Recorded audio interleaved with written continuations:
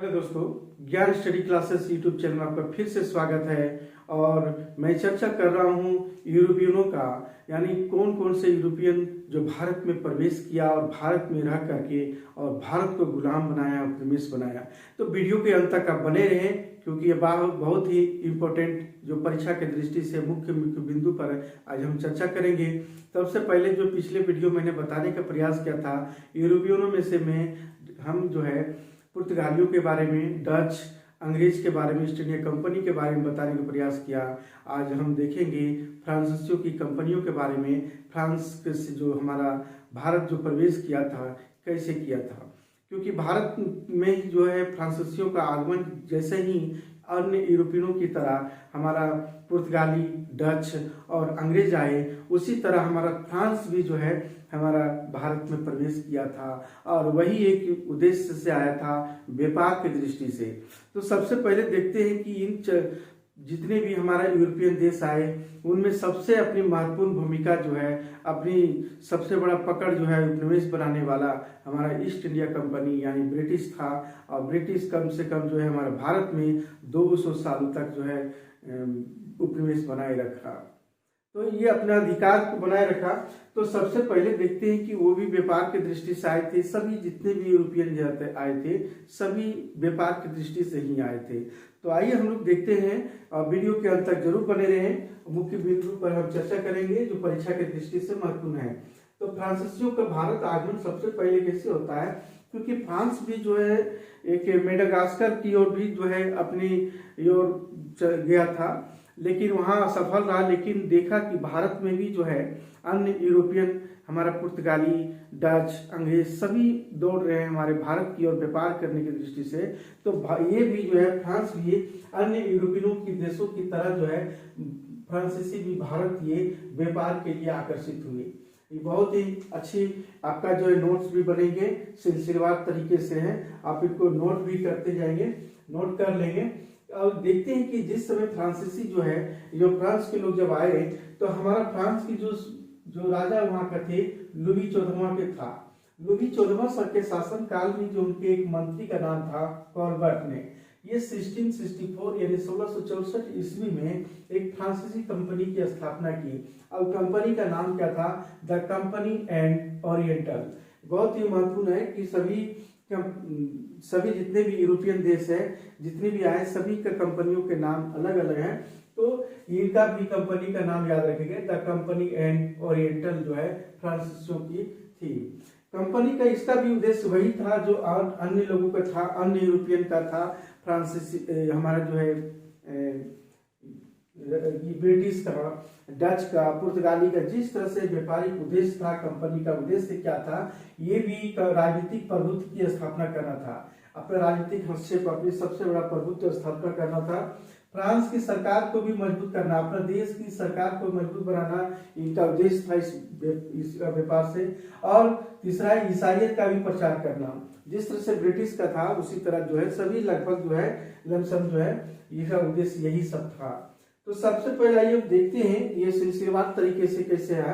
तो सबसे पहले 1667 ईस्वी में फ्रांसीसी कंपनी जो है, कंपनियों ने जो है फ्रैंको कैरो के नाम से, फ्रांसिस्को या फ्रैंको कैरो के नेतृत्व में एक अभियान चला, और जिसमें इस्फान, ईरान भी कहते हैं, तो इस्फान के एक व्यापारी है और उसका नाम है मरकारा, उसके साथ जो है ये फ्रैंको कैरो आए थे। तो जब यहाँ आए थे तो औरंगजेब से जो मिलकर एक फैक्ट्री यानी कोठी लगाने की इजाजत मांगते हैं। और यहीं पर जो है 1668 ईस्वी में फ्रांसीसियों की एक पहली कंपनी एक सूरत में बनती। याद रखेंगे कि फ्रांसीसियों का भी जो है जो कोठी जो है, फैक्ट्री जो थी, वो सूरत में ही जो है बनी थी, ये स्थापित हुई थी।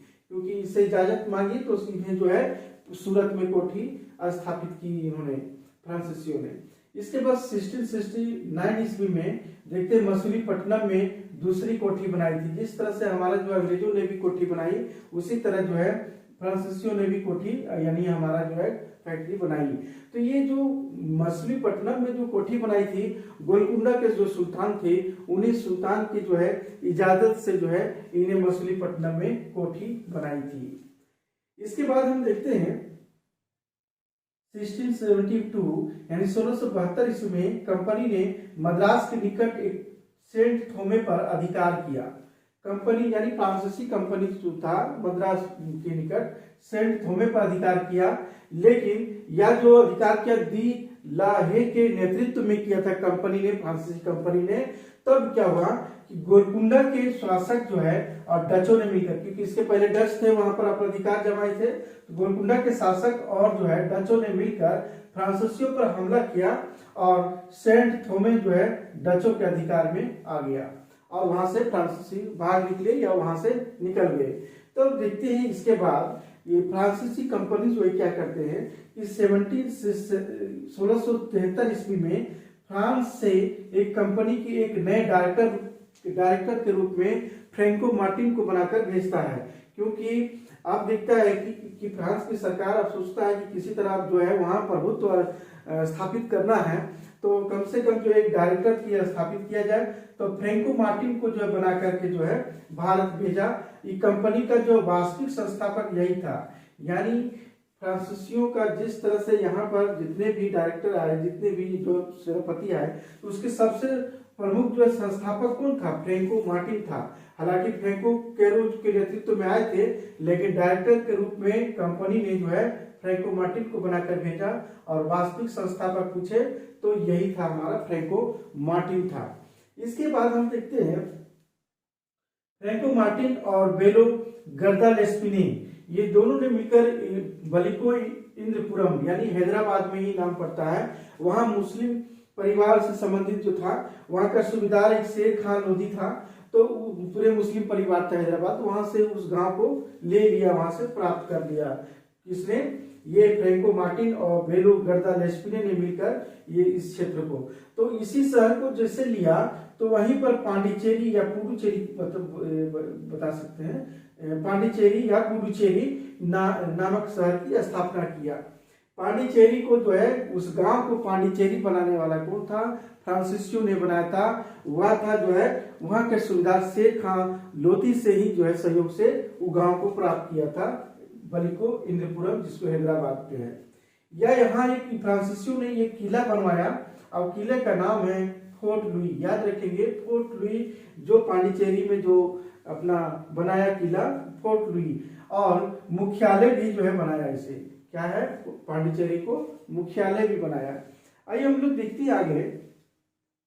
ठीक जो है पांडिचेरी के बाद हम देखते हैं कि बंगाल की तरफ उड़ते हैं कि बंगाल में भी जो अपनी सत्ता स्थापित करने की प्रयास करता है, और वह देखते हैं कैसे कि 1673 ईस्वी में बंगाल के एक सूबेदार है शाइस्ता खां, जो आप लोग पिछले वीडियो में देखे होंगे अंग्रेजों के आगमन के समय। शाइस्ता खां की जो अनुमति से जो है चंद्रनगर में अपनी कोठी स्थापित करा है। ये जो चंद्रनगर एक बस्ती है, उस बस्ती में जो है सूबेदार से जो है यानी शाइस्ता खां से जो है इजाजत मिलता है और वहां अपनी कोठी स्थापित करता है फ्रांसीसियों ने।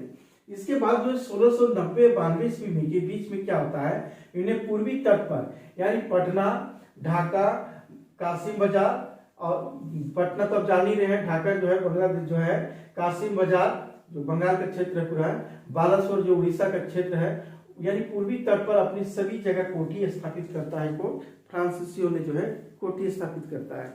इसके बाद हम देखते हैं कि 1696 यानी 1696 ईस्वी में जब बंगाल में एक शोभा सिंह नामक एक जमींदार का विद्रोह होता है, तो इन्होंने क्या करता है चालाकी से फ्रांसीसियों ने कि चंद्रनगर में किलेबंदी शुरू कर देता है, और किलाबंदी करके वो किला का नाम क्या रखता है? Fort Orleans. याद रखेंगे बंगाल में फ्रांसीसियों ने जिस किले को चंद्रनगर में स्थापित किया था, किला बनाया था, उसका नाम था फोर्ट ऑर्लियंस नाम रखा।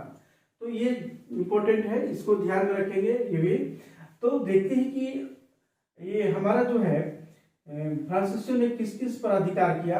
1721 यानी 1721 ईस्वी में मॉरिशस पर अधिकार कर लिया, वहां पर पूरी तरह से, और वहां से भी जो है व्यापार करना प्रारंभ कर दिया। इसके बाद जो 1725 में यानी 1725 ईस्वी में माही को यानी मालाबार तट जो क्षेत्र है, यानी आप देखेंगे केरल का जो भाग है वही माही तट जो है, मालाबार तट जिसको हम लोग बोलते हैं, वो केरल है, तो उस पर भी अधिकार कायम करता है। फिर 1739 ईस्वी में यानी 1739 ईस्वी में करिकाल को कोरोमंडल तट यानी तमिलनाडु का सबसे निचली भाग जो है, ये हमारा कोरोमंडल तट तमिलनाडु पड़ता है, वो क्षेत्र पर भी ये अधिकार करता है फ्रांसीसियों के द्वारा। तो इस तरह से जो है अधिकार धीरे धीरे जो है सभी क्षेत्रों में जो है फ्रांसीसियों का जड़ मजबूत होने जाती है। इसी बीच में हम देखते हैं कि 1793 ईस्वी में क्या घटना घटती है कि डचों ने जो है पांडिचेरी को डचों ने जो घेर लिया था, यानी 1793 ईस्वी में जो है ये घेर लिया था, और यह घेरा जो 1697 ईस्वी तक डचों के घेरे में रहा। लेकिन हम देखते हैं यूरोप में वहां पर 1698 ईस्वी में डच और फ्रांसीसियों के बीच में एक जो घटना घटती है, और वो वहां जो दोनों के बीच में जो युद्ध होती है, जो रिजविक की संधि के अनुसार उसका परिणाम स्वरूप यही होता है कि डचों ने जो है पांडिचेरी को जो है फ्रांसीसियों को लौटा देता है। क्योंकि वहां यूरोप में भी इसकी युद्ध चलती है, तो डचों और फ्रांसीसियों के बीच में एक रिजविक संधि के तहत जो है डचों ने पांडिचेरी को फ्रांसीसियों को जो है लौटा देता है। तो ये ध्यान रखेंगे कि रिजविक की संधि जो है 1698 ईस्वी में के अंतर्गत जो है डचों ने पांडिचेरी फ्रांसीसियों को लौटा दिया। अब क्या हुआ, भारत में पांडिचेरी को ही जो है इनका मुख्यालय बना रहा। इनका मुख्यालय कहाँ रहा? पांडिचेरी में जो है हमेशा ही बना रहा। तो इस तरह से देखते हैं आगे चलकर धीरे धीरे जो है आगे चलकर अंग्रेज और फ्रांसीसियों के बीच, अब क्योंकि डच और ये सब साइड में किनारे हो जाता है, लेकिन अंग्रेज और हमारा जो फ्रांसीसियों के बीच में कर्नाटक में 3 युद्ध होती है जो सबसे प्रमुख निर्णायक के रूप में होती है। और भारत पर इसका कोई प्रभाव ऐसा नहीं रहा, लेकिन यही अंग्रेज और फ्रांसीसियों के बीच में जो है 3 कर्नाटक युद्ध में, जो अगला वीडियो में जो है कर्नाटक का प्रथम युद्ध, कर्नाटक का दूसरा युद्ध और तृतीय युद्ध के बारे में चर्चा करेंगे। तो सबसे पहले देखते हैं कि इम्पोर्टेंट भी यहाँ पर क्या है, सबसे बड़ा महत्वपूर्ण है कि इसका पराजय होने के क्या कारण है। ये पराजय होने की जो है फ्रांसीसी कंपनी सरकार की जो है असहयोग था इसमें। ये फ्रांसीसी सरकार के जितने भी सब था, सामंती स्वरूप था, ये था अत्यधिक शाही नियंत्रण था यहाँ पर हमारा फ्रांसीसियों की कंपनियों पर। और एक और देखते हैं कि जिस तरह से नौसेना के रूप में जो है अंग्रेज आगे बढ़ चला था, नौसेना पर शक्ति पर प्रभुत्व किया था, क्योंकि जो भी यूरोपियन जो है अगर नौसेना शक्ति पर कमांड कर ले तो वही विजय हासिल कर सकता है। तो ऐसे जो है हमारा जो है अंग्रेजों ने जो है ब्रिटिश कंपनी जो है अपनी नौसेना पर प्रभुत्व स्थापित कर लिया था पूरी तरह से। इस कारण से भी जो है पराजय हो गया हमारा फ्रांसीसियों का।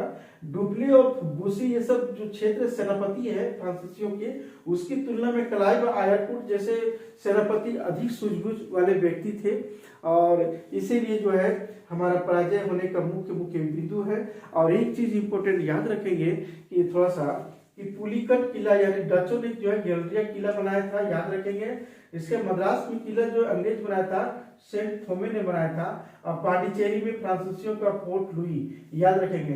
क्योंकि फोर्ट लुई 1900 यानी हमारा देश आजाद हुआ 1954 ईस्वी तक जो है ये जो है पांडिचेरी जो है फ्रांसीसियों का जो है फोर्ट लुई किला बना रहा। लेकिन हमारा भारत में जो है ऑपरेशन विजय के तहत ही जो है 1954 ईस्वी में यह जो है स्वतंत्र हुआ था हमारा पांडिचेरी फ्रांसीसियों से।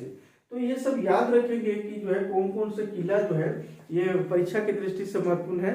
अक्सर मिलान चिन्ह भी पूछे जाते हैं या किले का नाम भी पूछा जाता है, इसलिए परीक्षा की दृष्टि से बहुत ही महत्वपूर्ण है। तो इसके बाद हम देखते हैं कि अगला वीडियो में जो कर्नाटक के युद्ध देखेंगे, उसके बाद मराठा देखेंगे सिलसिलेवार तरीके से। इसीलिए अब आज की क्लास यहीं समाप्त करते हैं।